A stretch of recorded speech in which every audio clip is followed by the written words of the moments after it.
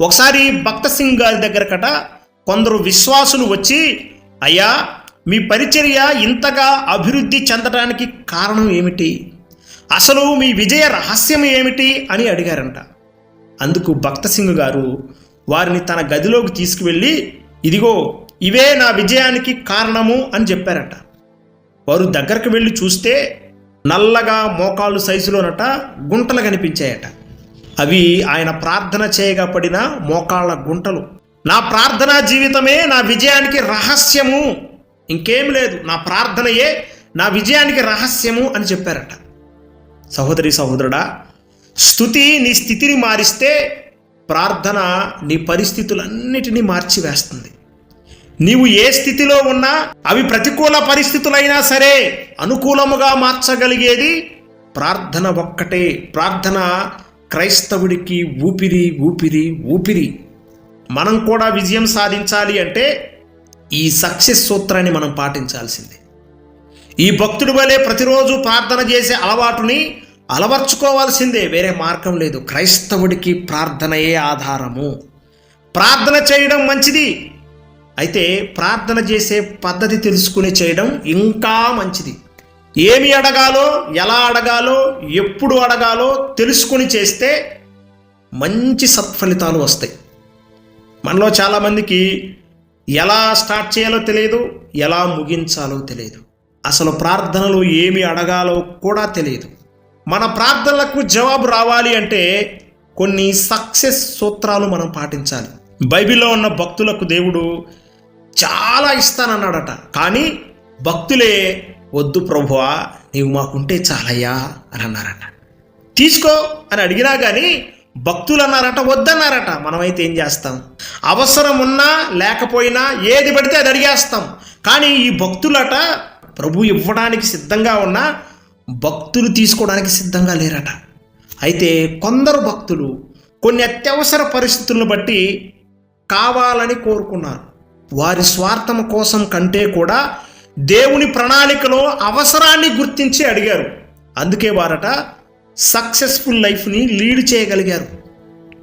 ఉదాహరణకు సొలొమోన్ రాజు గారు 40 సంవత్సరాలు సక్సెస్ఫుల్గా పరిపాలన కొనసాగించడానికి అతడు ఉపయోగించిన సక్సెస్ సూత్రం ఏమిటంటే ప్రార్థనయే. ప్రార్థనా జీవితమే అతనిని రాజుగా నిలబెట్టింది, జ్ఞానవంతుడిగా నిలబెట్టింది అతని ప్రార్థనా జీవితమే. 1వ రాజుల గ్రంథము 3వ అధ్యాయము 4 నుండి 14 వచనాలను మనం ధ్యానం చేసినట్లయితే ఈ విషయాలన్నీ గ్రంథస్థం చేయబడి ఉంటాయి. దేవుడు సొలొమోనుకి స్వప్నమందు ప్రత్యక్షమై, సొలొమోను నీకేది ఇష్టమో అడుగు, అది నీకు ఇస్తాను అని అన్నాడట. అందుకు సొలొమోను ఇలా అడిగాడు, దేవా నీవు నాకు వివేకము గల హృదయమును ఇస్తే, ఇక్కడ ఇఫ్ కండిషన్ అనేది ఇక్కడ అప్లై చేశాడు. నీవు నాకు ఇది ఇస్తే నేను మంచి చెడ్డలు వివేచించి నీ ప్రజలకు న్యాయము తీరుస్తాను అని అడిగాడు. దేవుడు వెంటనే గ్రాంటెడ్ అని అన్నాడు. ఎందుకంటే ఇది దేవుని దృష్టికి అనుకూలమైనది. మనందరం ఏమనుకుంటాము? సొలొమోను జ్ఞానాన్ని అడిగాడు తెలివిగా అని అనుకుంటాము, కానీ సొలొమోను తన కొరకు అడగలేదు. ఇక్కడ అండర్లైన్ చేసుకోండి, సొలొమోను అడిగిన వివేకము గల హృదయము తన కొరకు అడగలేదు. తన ప్రజలకు న్యాయము తీర్చాలి, మంచి చెడ్డలు వివేచించి ప్రజలకు న్యాయము తీర్చాలని అడిగాడు. దేవుని ప్రజలకు మంచి చెడ్డలు వివేచించి న్యాయము తీర్చాలి. అందుకే దేవుడు వెంటనే ఆ ప్రార్థన వినగానేనట గ్రాంటెడ్ అని అన్నాడు. అదేంటి సొలొమోను, నీ కొరకు అడగమన్నాను కదా, నీ కొరకు అడగమన్నా, మరి నువ్వేంటి నీ కొరకు కాకుండా ప్రజల కొరకు అడిగావు? ఎస్, నీ ప్రజలకు న్యాయం తీర్చడం కంటే గొప్ప పని ఇంకేముంటుంది ప్రభువా అని అన్నాడు సొలొమోను. ఇక్కడ 2 అద్భుతమైన పనులు జరిగాయి, మీరు గమనించండి.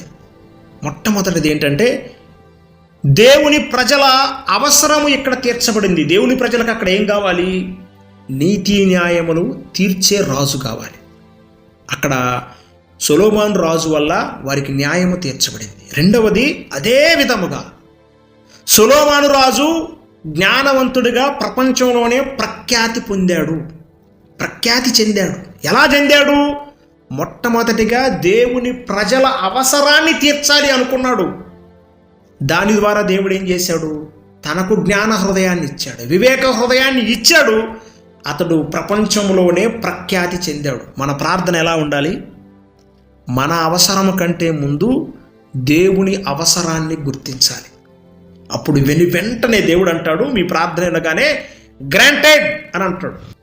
మనం హన్నా దగ్గరికి వెళ్ళి, హన్నమ్మ నువ్వు గొడ్రాలివి కదా, 6 మంది పిల్లలను ఎలా కన్నావు అని గనుక మనం అడిగితే ఆమె చెప్పే సమాధానం ఒక్కటే, ప్రార్థన ప్రార్థన ప్రార్థన అని గంటాపదముగా చెప్తుంది.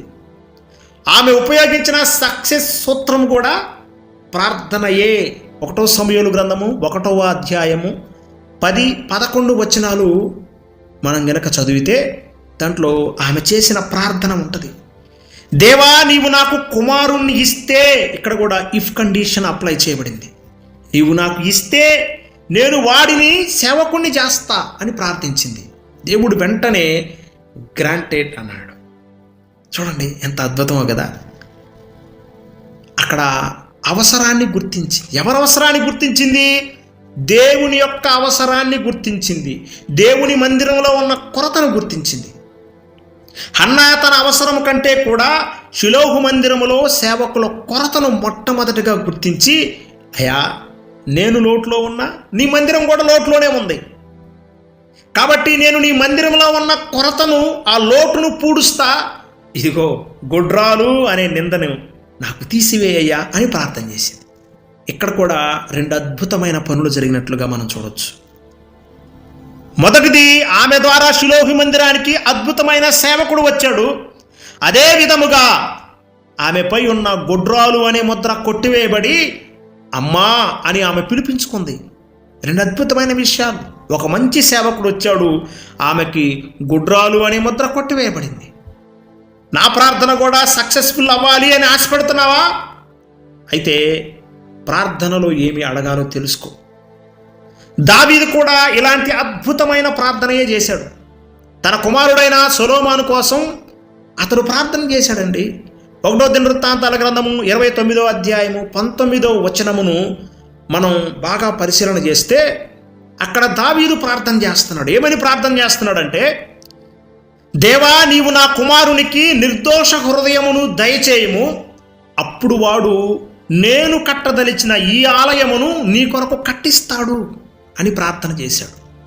వెంటనే దేవుడు అంటండి గ్రాంటెడ్ అన్నాడు.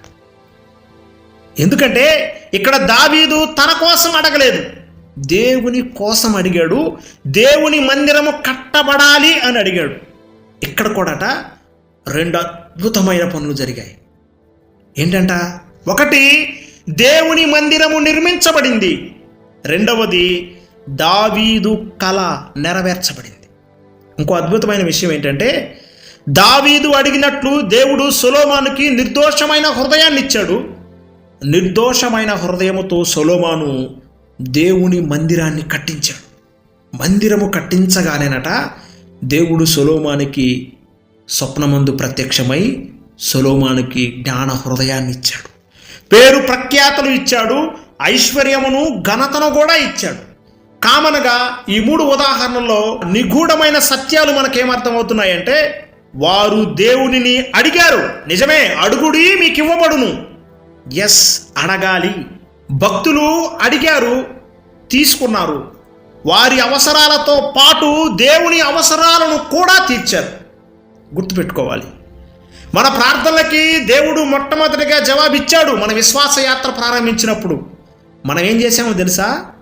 తీసుకొని దాచుకున్నాం, మన సొంత అవసరాల కోసం వాడుకున్నాము. మళ్ళీ తిరిగి ఇచ్చావా? దేవుడు నిన్ను ఆశీర్వదించి ఇచ్చిన వాటిలో ఏదైనా నువ్వు దేవునికి తిరిగి ఇచ్చావా? ఎప్పుడైనా ఇవ్వలా. ఈ భక్తులు ఏం చేశారో తెలుసా? దేవుడు ఇచ్చిన దానిని ఏం చేశారు? తీసుకున్నారు. తీసుకొని దాచుకోలేదు. ఈ పాయింట్ని మీరు అండర్లైన్ చేసుకోవాలి. దేవునిని అడిగారు, దేవుడు వారికి ఇచ్చాడు, వారు తీసుకున్నారు. వారు తీసుకున్న దాన్ని దాచుకోలేదు. వారి అవసరాలను తీర్చుకున్నారు, దానితో పాటు దేవుని అవసరాలను తీర్చారు. దేవుని యొక్క ప్రజల అవసరాలను తీర్చారు. అందుకే వారు సక్సెస్ఫుల్ లైఫ్ని లీడ్ చేయగలిగారు, సక్సెస్ఫుల్ లైఫ్ని అనుభవించగలిగారు. దేవునికి ఇచ్చిన సక్సెస్ని అనుభవించు, తిరిగి కొంతైనా దేవుని అవసరం కోసం వాడు. ఆయన 30దంతలు 60దంతలు 100ంతలు దీవించి తిరిగి మళ్ళీ నీకే ఇస్తాడు. మళ్ళీ ఎవరికి ఇవ్వడు. నువ్వు కొంతైనా ఆయనకి ఇస్తే దాన్ని మళ్ళీ పక్కన వాళ్ళకి ఇవ్వడు. ఆయన పక్కన వాళ్ళకి సపరేట్గా ఉంటుంది. ఎవరి దీవెనలు వాళ్ళవే. ఈయన ఏం చేస్తాడో తెలుసా? నువ్వు ఇచ్చిన దాన్ని మళ్ళీ 100ంతలుగా చేసి నీకు ఇస్తాడు. అన్నిటికీ మనం ఆ డబ్బునే ముడిపెట్టుకోకూడదు. ఇవ్వాలంటే నీ సమర్పణ కలిగిన జీవితాన్ని ఇవ్వచ్చు. అనేక మందికి నీవే సేవ చేయొచ్చు, నీ బిడ్డలను ఇవ్వచ్చు. చాలా రకాలు ఉన్నాయి మనం చేయాలనుకుంటే. ఈ రహస్యాన్ని ఎరిగిన భక్తులే వారి జీవితంలో సక్సెస్ని లీడ్ చేయగలిగారు, సక్సెస్ఫుల్ లైఫ్ని చూడగలిగారు. ఈరోజు నువ్వు దేవుని అడిగే ముందు కొన్ని తీర్మానాలు తీసుకోవాలి. దేవా, నీవు నాకు ఉద్యోగం ఇస్తే నేను నీ సేవను బలపరుస్తాను, నీ పరిచర్యను బలపరుస్తాను అని ప్రార్థన చేయాలి. దేవా, నాకు నీవు ఆరోగ్యాన్ని ఇస్తే నీ పరిచర్యలో నేను పాల్గొంటా, మందిరాన్ని ఊడుస్తా, కడుగుతా, బాత్రూంలు కడుగుతా, నీ పరిచర్య అంతటిని నేనే ప్రతి ఆదివారం అందరికంటే ముందుగా వచ్చి నీ మందిరాన్ని శుభ్రం చేస్తా. నువ్వు నాకు ఆరోగ్యాన్ని ఇవ్వు ప్రభువా, నేను నీ పరిచర్యలో పాల్గొంటా. ఇలా ప్రార్థన చేయి. తప్పక నా ప్రభువు నీ ప్రార్థన ఆలకించి వెంటనే గ్రాంటెడ్ అంటాడు. నీవు నాకు బిడ్డలను ఇస్తే నేను నీ సేవకు ఆ బిడ్డలను సమర్పిస్తా. కుమారుడైతే నీ సేవకుడిని చేస్తా, కుమార్తె అయితే గొప్ప సేవకుడికి ఇచ్చి నీ సేవలో వాడతా. ఇలా తీర్మానం చేసుకో. దేవుడు నీ ప్రార్థన ఎందుకు వినడు? తప్పకుండా వింటాడు. అప్పుల్లో ఉన్నావా? ఆర్థిక సమస్యల్లో కృంగిపోయి ఉన్నావా? అయితే తీర్మానం చేసుకో. అయ్యా, ఇదిగో నీవు నాకు అప్పులు తీరే మార్గం చూపిస్తే అన్నీ వదిలేసి నేనే నీ సేవకు సమర్పించుకుంటా. ఇలా ప్రార్థన చేసి చూడు, నీ అప్పులు చిటికెలో మాయం చేస్తాడు.